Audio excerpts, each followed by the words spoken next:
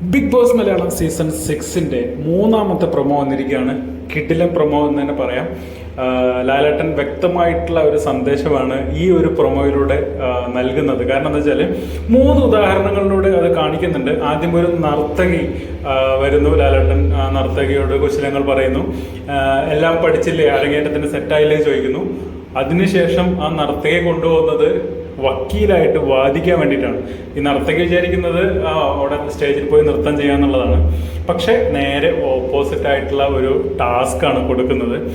അതേപോലെ തന്നെ ഒരു കലിപ്പൻ സുമേഷ് ഒരു പബ്ബിൽ നിന്ന് ഭയങ്കര ഒച്ചത്തിൽ സംസാരിക്കുന്നുണ്ട്.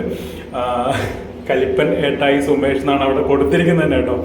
അപ്പം ആ പുള്ളി ലാലേട്ടൻ വിളിച്ചുകൊണ്ട് പോയിട്ട് ചെയ്യിക്കുന്ന ഒരു കാര്യം എന്താണെന്ന് വെച്ചാൽ പുള്ളിയെ കൊണ്ട് ഒരു കച്ചേരി അവതരിപ്പിക്കുകയാണ്.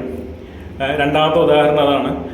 ഏകദേശം ഈ 2 ഉദാഹരണം കഴിഞ്ഞ് മൂന്നാമത്തെ വരുന്ന നമ്മുടെ മിഥുനെയൊക്കെ ഓർമ്മിപ്പിക്കുന്ന സ്റ്റൈലുള്ള ഒരാൾ, പുള്ളി കളരി ഗുരുക്കളോ കളരി അഭ്യാസമൊക്കെയാണ്.